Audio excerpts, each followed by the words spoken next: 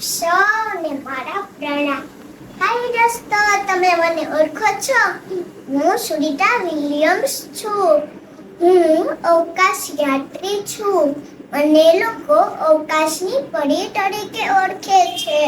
મારો જન્મ 19 સપ્ટેમ્બર 1965 અમેરિકામાં થયો હતો.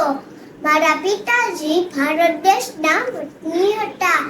મારા પિતાજીનું નામ ડોક્ટર દીપક પંડ્યા છે. મારી માતાનું નામ બોની પંડ્યા છે.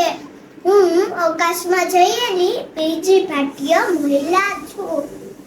હું અવકાશમાં 195 દિવસ રહી હતી.